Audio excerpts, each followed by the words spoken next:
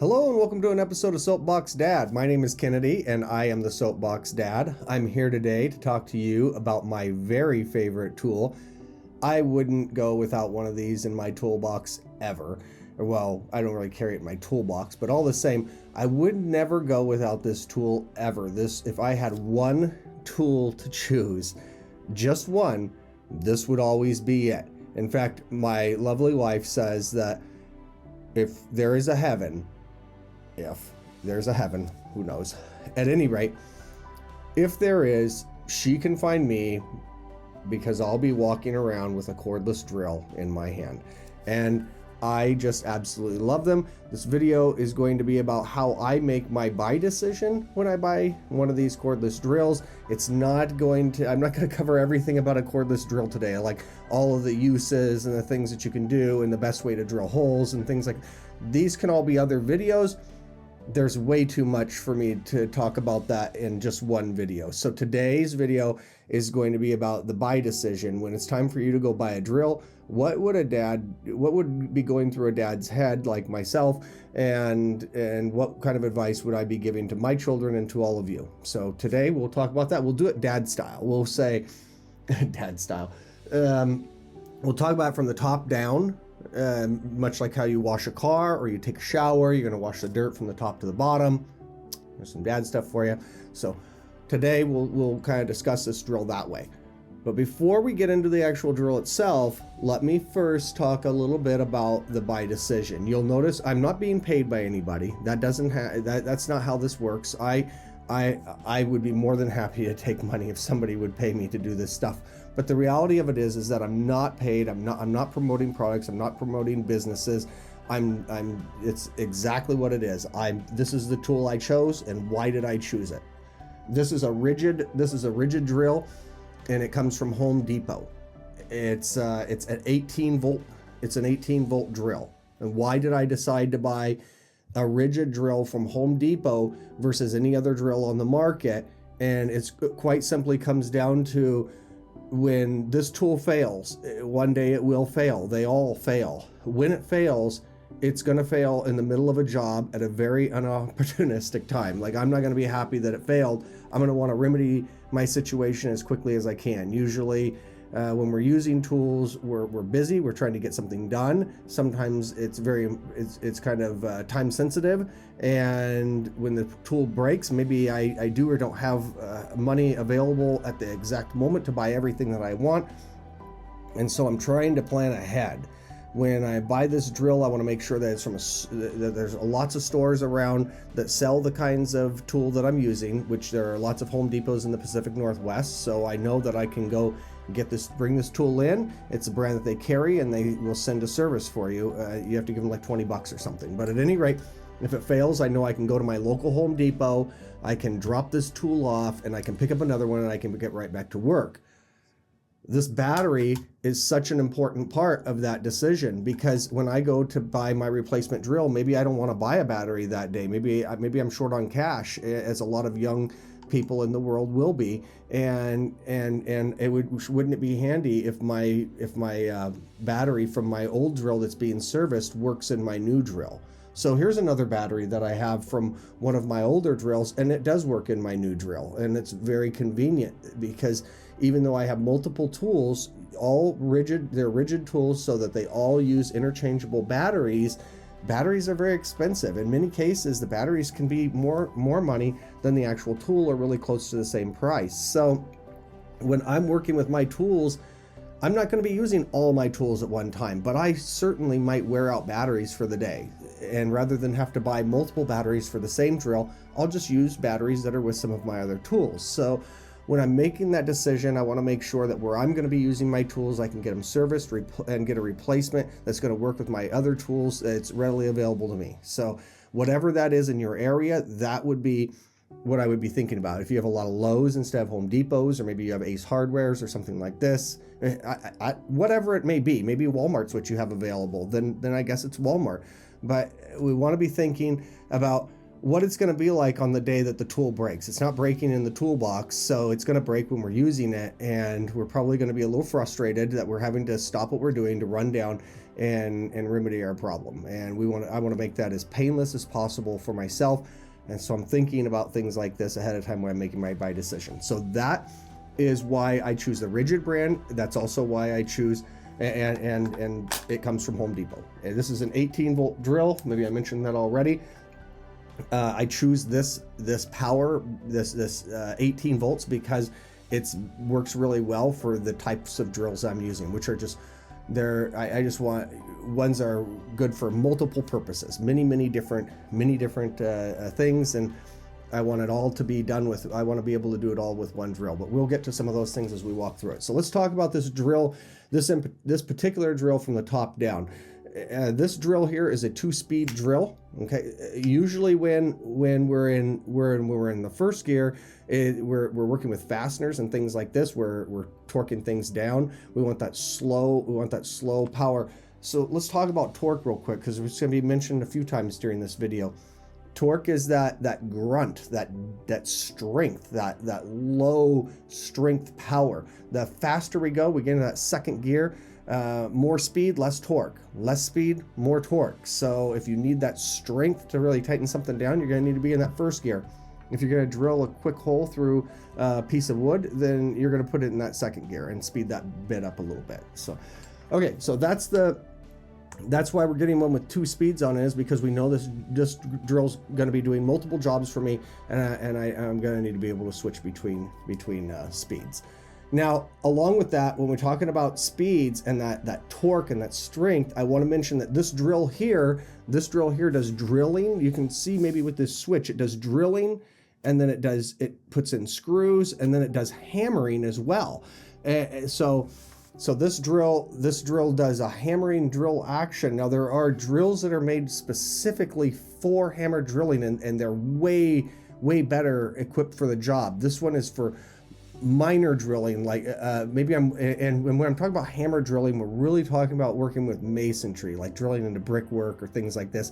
And so it's going to be a light duty drill for things like that. I can put a bit in it that does driving into masonry, and I can do light drilling for masonry. If you're going to be doing a lot of hammer drilling, a lot of masonry work, you'll want to get a drill that's specifically built for that, because the function for that hammering is completely different and turns out a very different result. All right. Now, when you switch from hammer to drill to screwing in fasteners, you might wonder, why do I need a separate setting for drilling versus screwing in fasteners? And that'll bring us to our next feature, and that is this torque ring right here. This is called a torque ring, and it's got numbers all the way around it, and you simply read across the top of the drill. It's got an arrow there. Mine's pretty dirty, but it'll point to where you're at on your torque. And this torque ring, people call it a torque ring. Other folks I've heard call it a clutch. And what it does is when we're screwing something in, we don't want the screw to go too far down and create a divot. Say I'm working with wood, I'm putting a screw down into wood. I don't want it to go down and dig down into the wood and create this divot where now water is going to pool up and eventually work its way down around the screw and erode the wood, and now my screw's not holding anything in place any longer. So to prevent me from over torquing my screws and creating that divot, we have this torque ring right here, and I can determine how much torque we're going to put on that fastener as we tighten it down before the clutch engages. I'll show you real quick what that does. When we pull the trigger, let's get it all the way out. When we pull the trigger, once we have it in the screw mode, because it's not going to work in these other two modes. This torque ring doesn't do anything for these other two modes. When I'm in the screw mode, I can now, when that torque gets applied, say I hold it here, then you'll notice it's turning, apply torque, or apply pressure, and now it doesn't turn. It vibrates a little bit, but it's not turning anymore. And so that allows us to set that torque and get those screws to where they just come flush with the wood that we're putting them into, and they don't go any deeper. Okay, so that's what a torque ring does. But you noticed I turned this thing here in the front when I did that. And what this does is this opens and closes so that we can put our bits inside here and then tighten our bits down around it. Now you notice I'm holding on to this. This is called a chuck. And you notice I'm holding on to this chuck with my hand while I pull the trigger and tighten it down. And a lot of people do this to tighten down the drill on the screw bit or the drill bit or whatever they're using. They use that to tighten it down. I do see people miss this final step a lot, and I hope you can hear this. This is called a ratcheting chuck. And if you listen, you can hear it ratchet down. I hope you can hear that. That, when you put that fastener, when you put that bit in there, you need to give it that extra, a little bit extra to get it tightened down. Otherwise, it won't hold. It'll end up loosening up, and you'll drop your bit on the ground. So, okay, this chuck that I have is metal, and they do make a lot of plastic ones on the market today. When I have an option to buy a metal one, then I do, because I've just simply wore out all those plastic ones. But if you find the perfect drill for you and it has a plastic chuck on it, don't pass on it. I just happened to luck out and find what I was looking for on the day I went to buy this drill. These chucks are replaceable. So if that plastic one wears out, you can always remove this chuck, pry it off, and replace it with another chuck that's brand new, and your drill will be up and running again. So I wouldn't let that sway my decision, and we'll get a little more into when you're going to want to think about those things in just a moment. But let's keep working our way down this drill. So I have a drill mode, and I can drill holes with that. I've got the hammer mode here, which creates that hammering effect and allows the masonry bits to drill deeper and deeper. We talked about the torque, we talked about the chuck, and why I prefer a metal chuck over a plastic chuck, why I want a ratcheting chuck is so that I can really get it to tighten down. There's one more thing about chucks I want you to know. There's another kind of chuck called a keyed chuck, and this is a keyless chuck. And what I'll tell you is this: when I do a video on my drill press, you'll get to see a keyed chuck, and you'll get to see the benefits to a keyed chuck, but you'll also learn how cumbersome they can be.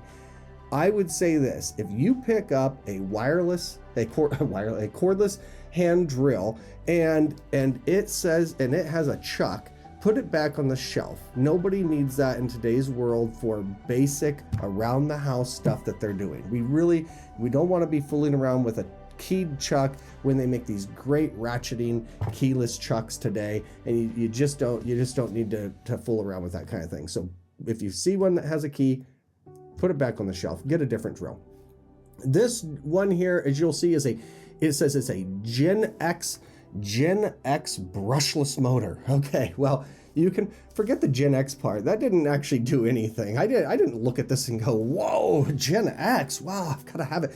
No, not at all.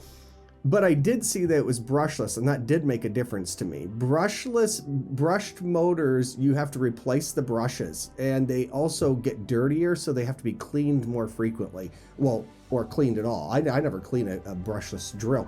So brushless, they give a little more power. The battery actually lasts a little bit longer there, and they don't have to be cleaned, and the motor doesn't need to be cleaned out, and you don't have to replace brushes. So those are the benefits of getting these drills with brushless. Ergonomic grip. This is they have a special word for this kind of, that they use for this type of a grip. I don't remember what they called it, but at any rate, it's got a comfortable rubber grip. Think about these things. You're going to be wearing this all day. And the one thing I want you to think about most, I don't have a pair around here. I thought I did.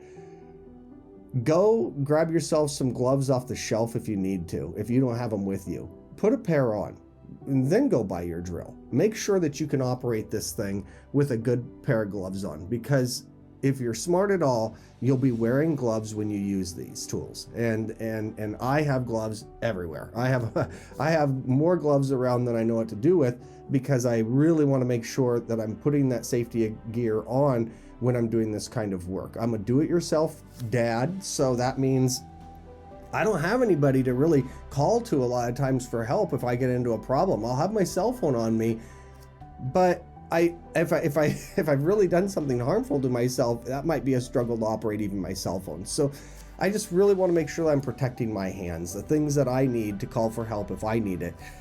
So make sure that you can operate the drill really well with a pair of gloves when you're using a pair of gloves. This drill here has a forward and back switch, as most do, that sits right next to the trigger. You simply push it from one side to the other to go forward or go into reverse. It has a variable speed trigger, okay? This is very important. This variable speed trigger, and you can hear it, it'll start out slow, a little more, a little faster, a little faster, a little faster. Okay.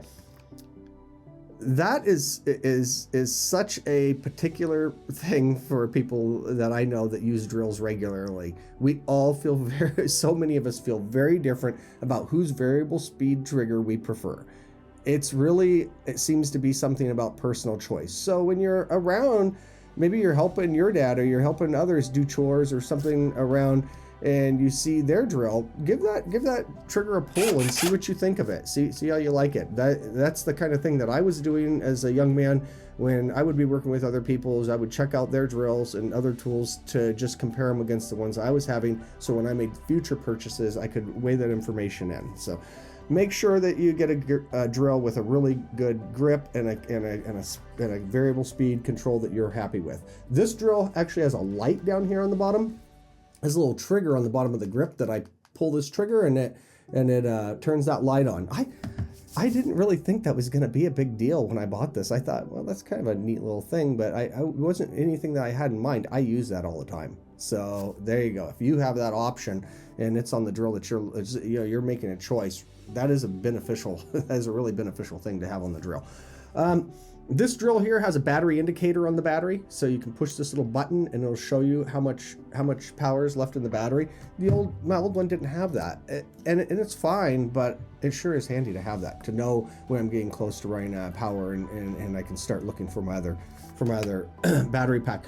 This drill here has a spot on both sides to put a clip so you can hang it off your tool belt. I don't use a tool belt usually. I use a tool bag, so I don't put clips on my drills. But if I was working in rafters and things like this a lot, then I would definitely put a clip on it so I'm not dropping my drill and having to climb down a ladder to go pick it back up, hoping that it still works. So there are some of the things about what I'm thinking about when I'm choosing a drill for myself is where I'm buying it. I also want to point out that this holds an extra bit here on the back. I just saw that and I almost left it out, but it holds an extra bit. That's very handy to have a drill that holds an extra bit. I have another drill made by another company and it doesn't have a bit holder, and I will tell you that's frustrating for me at times because I'm used to loading on one bit on the back of the drill that I'm going to be using and one into the drill itself, and then I can work in tandem. I can use a drill bit here and I can use a screw bit and take them off and switch them back and forth. So that's a really handy feature about a drill. Okay, so there's my thoughts about a drill.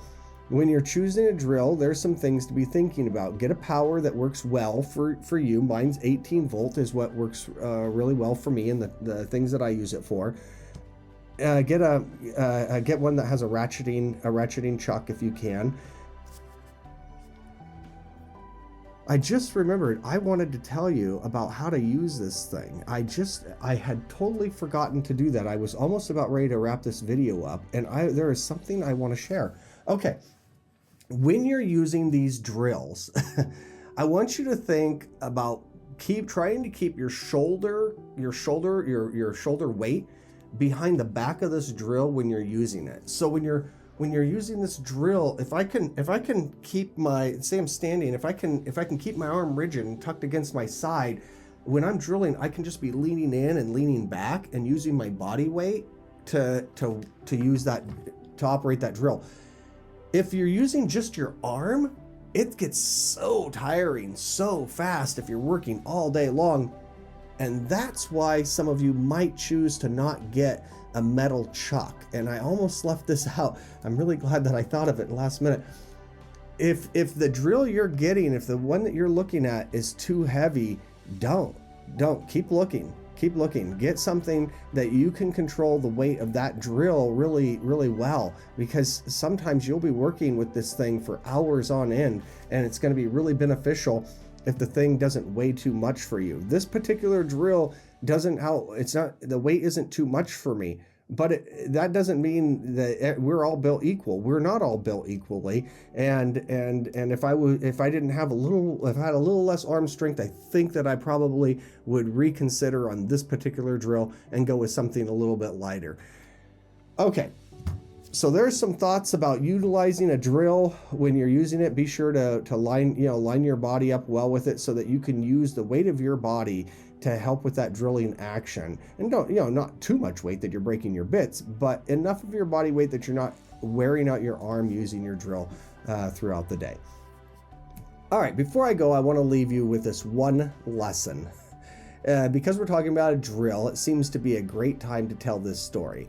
I was talking to somebody one time and they were explaining to me basically the concept of always be looking for that new technology. Always be looking for something to make your work go a little bit easier. Don't get so ingrained with the tools that you have and so comfortable with them that it's uncomfortable to go try new things and new tools. And this is the way that this person explained it to me. What he said was this. He says, Kennedy, we can do this. We can put a hole in this table right here 2 ways. We can go like they used to do, and we can go get a rock and we can pound a hole in this table, or we can go get a drill and we can drill a nice hole in this table. Which one would you like to do? And the point was just really clear that if I don't adopt new technologies as they're available to me, or at least explore them, that I could be the guy pounding holes in a desk with a rock when there's drills on the market and can do so much of a better job. So there's my dad tip for you for the day. I hope that you've enjoyed this video. Please come back and join me again for more episodes of of Soapbox Dad. Sorry, I almost mentioned a different channel that I have. So Soapbox Dad, and we hope to see you again sometime. Be sure to comment down below and subscribe if you like this video. Thank you so much.